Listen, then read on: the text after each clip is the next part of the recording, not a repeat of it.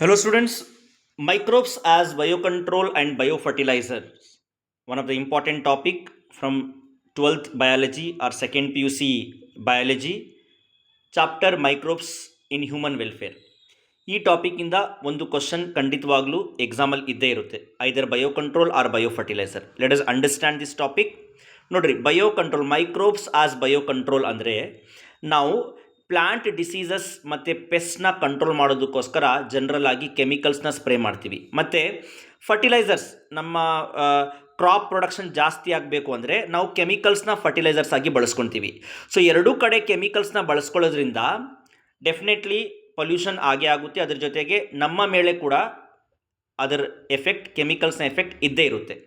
So ಆ chemical ಎಫೆಕ್ಟ್ನ control ಮಾಡೋದಕ್ಕೋಸ್ಕರ, ಪೊಲ್ಯೂಷನ್ಸ್ನ control ಮಾಡೋದಕ್ಕೋಸ್ಕರ ನಾವು ಮೈಕ್ರೋಬ್ಸ್ನ ಬಯೋ ಕಂಟ್ರೋಲ್ ಮತ್ತು ಬಯೋ ಫರ್ಟಿಲೈಸರ್ಸ್ ಆಗಿ ಯೂಸ್ ಮಾಡ್ಕೋಬಹುದು.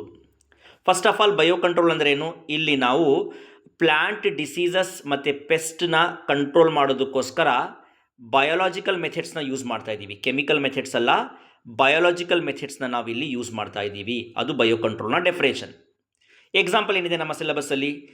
ಏಫಿಡ್ಸ್ನ ಕಂಟ್ರೋಲ್ ಮಾಡೋದಕ್ಕೋಸ್ಕರ, ಏಫಿಡ್ಸ್ ಅನ್ನೋದು ಒಂದು ಇನ್ಸೆಕ್ಟ್, ಕ್ರಾಪ್ನ ಡ್ಯಾಮೇಜ್ ಮಾಡುತ್ತೆ. ಏಫಿಡ್ಸ್ನ ಕಂಟ್ರೋಲ್ ಮಾಡೋದಕ್ಕೋಸ್ಕರ ನಾವು ಲೇಡಿ ಬರ್ಡ್ಸ್ನ ಯೂಸ್ ಮಾಡ್ಕೊತೀವಿ. ದೇ ಈಟ್ ದಿಸ್ ಏಫಿಡ್ಸ್, ಏಫಿಡ್ಸ್ನ ತಿಂದಾಕುತ್ತೆ.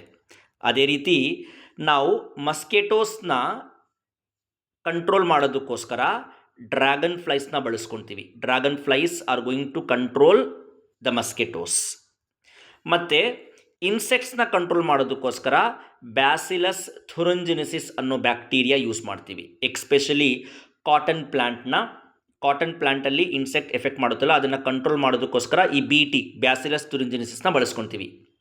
ಅದೇ ರೀತಿ ಪ್ಲ್ಯಾಂಟ್ ಡಿಸೀಸಸ್ನ ಟ್ರೀಟ್ ಮಾಡೋದಕ್ಕೋಸ್ಕರ ಒಂದು ಫಂಗೈ ಇದೆ, ಟ್ರೈಕೋಡರ್ಮಾ ಅಂತ, ಇದನ್ನು ಬಳಸ್ಕೊತೀವಿ. Then last we have in our syllabus ಒಂದು ವೈರಸ್ ಇದೆ, ಬ್ಯಾಕ್ಯುಲೋ ವೈರಸ್ ಅಂತ. This baculovirus is belongs to ನ್ಯೂಕ್ಲಿಯೋಪಾಲಿಹೆಡ್ರೋ virus.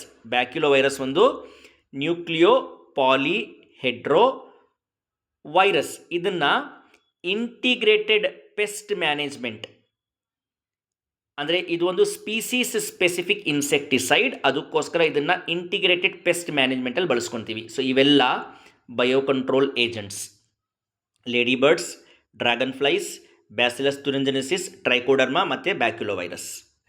ಅದೇ ರೀತಿ ನಾವು ಬಯೋ ಫರ್ಟಿಲೈಸರ್ಸ್ ನೋಡೋಣ. Microbes as bio fertilisers.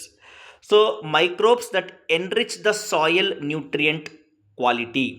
ಯಾವ ಮೈಕ್ರೋಬ್ಸ್ ಸಾಯಿಲ್ನ ನ್ಯೂಟ್ರಿಯೆಂಟ್ ಕ್ವಾಲಿಟಿನ ಜಾಸ್ತಿ ಮಾಡುತ್ತೋ ಅದನ್ನು ನಾವು ಬಯೋ ಫರ್ಟಿಲೈಸರ್ಸ್ ಅಂತ ಕರಿತೀವಿ. Example rhizobium. ರೈಸೋಬಿಯಂ ಏನು ಮಾಡುತ್ತೆ? ನೈಟ್ರೋಜನ್ ಫಿಕ್ಸೇಷನಲ್ಲಿ ಹೆಲ್ಪ್ ಮಾಡುತ್ತೆ. ಈ ರೈಸೋಬಿಯಂ ಪ್ಲಾಂಟ್ಸ್ನ ರೂಟ್ ನಾಡಲ್ ಜೊತೆ ಅಸೋಸಿಯೇಟ್ ಆಗಿರುತ್ತೆ. ಅಜೋಬ್ಯಾಕ್ಟರ್ ಇದೊಂದು ಫ್ರೀ ಲಿವಿಂಗ್ ಬ್ಯಾಕ್ಟೀರಿಯಾ, ಇದು ಕೂಡ ನೈಟ್ರೋಜನ್ ಫಿಕ್ಸೇಷನಲ್ಲಿ ಹೆಲ್ಪ್ ಮಾಡುತ್ತೆ.